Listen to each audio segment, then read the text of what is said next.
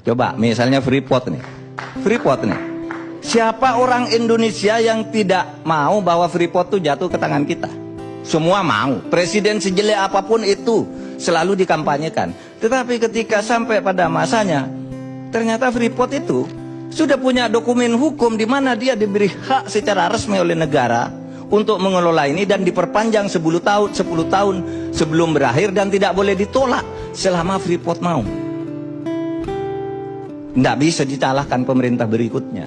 Karena kalau pemerintah berikutnya maksa ke peradilan internasional atau mungkin diadakan invasi sepihak. Nah itu persoalannya. Kita ini tersandra sebenarnya. Nah oleh sebab itu cara menyelesaikan itu bukan berkampanye. Besok kalau saya jadi gubernur Papua, saya selesaikan Freeport. No. Mereka punya dokumen, sekarang tidak bisa data divestasi 51% oke, mereka sehari bilang oke, 2 hari kemudian bilang tidak. Sampai sekarang. Prof Mahfud, saya nanya dikit, dokumen yang menyandera kita itu dokumen apa? Dalam soal Freeport. Soal Freeport. Satu dokumen undang-undang yang pada waktu itu ditandatangani dan disetujui bersama oleh DPR bersama Pak Ginanjar. Cabut saya aja. punya dokumennya. Nggak, cabut aja tuh undang-undang. Loh, kan orang sudah terikat sebelumnya undang-undang. Di situ disebut, sebentar. Di kontra itu, di MOU itu disebutkan undang-undang, meskipun undang-undang dicabut tidak berlaku bagi Freeport. Ada, Pak. Itu Pak Ginanjar dulu yang buat. Iya.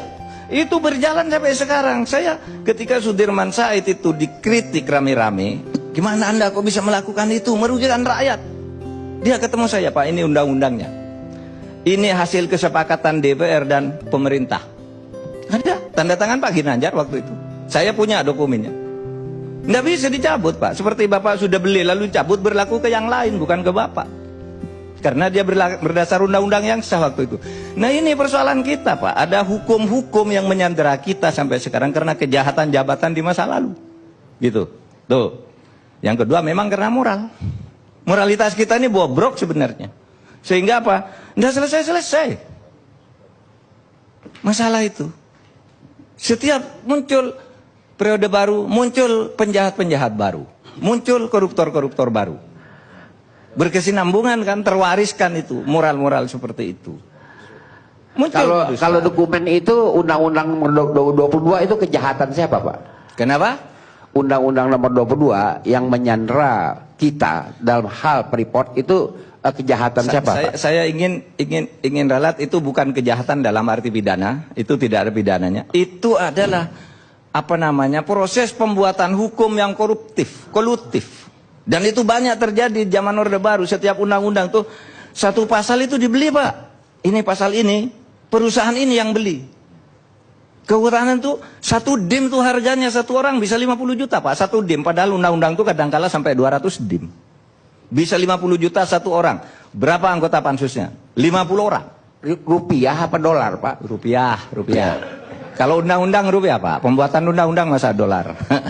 Pada waktu itu ya, Pak, saya pernah dipersoalkan nih ketika bicara kayak gini bahwa banyak pembuatan undang-undang itu yang dijual belikan. Lalu Pak Marzuki Ali sebagai ketua DPR marah. Itu enggak benar tuh, ketua MK. Saya ketua MK. Saya bilang, saya tahu. Dan saya nyebut lalu 8 orang pada ini 8 orang sekarang sedang di penjara. Anda tahu enggak? Anak buah Anda, saya bilang sama Pak Marzuki, sekarang di penjara. Kan menjual undang-undang bahwa undang-undang ini akan dimasukkan pasal ini, Anda akan mendapat ini, tetapi bayar dulu ke saya sebesar 8%. Ini sekarang orangnya masih di penjara semua, Pak. Itu pembuatan undang-undang kita sekarang. Ini yang harus diatasi ini untuk menyelesaikan masalah-masalah yang kayak gini ini. Oke. Oleh sebab itu bagi saya, ancaman itu bukan 2030 itu enggak ada. 2030 hayalan. Yang nyata ancaman itu ada 4 dis yang akan menyebabkan kita ini hancur sebenarnya. Satu, kalau penegakan hukum berputar-putar seperti sekarang, berarti kita sudah terjebak di dalam sebuah disorientasi penegakan hukum. Salah jalan kita ini. Disorientasi yang berjalan terus ini akan menyebabkan distrust. Rakyat tidak percaya. Iya kan? Kalau ada orang ngomong, matikan TV-nya. Bohong ini katanya. Mau ke pengadilan, nah bohong ini. Nggak percaya pengadilan. Kalau distrust ini dibiarkan terus akan terjadi disobedience, pembangkangan.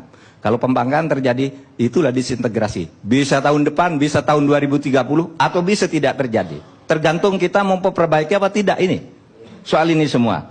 Nah, pada akhirnya, kalau saya melihat perdebatan-perdebatan ini seakan-akan memperhadapkan perang berat itu antara pengikut Prabowo dan pengikut Jokowi.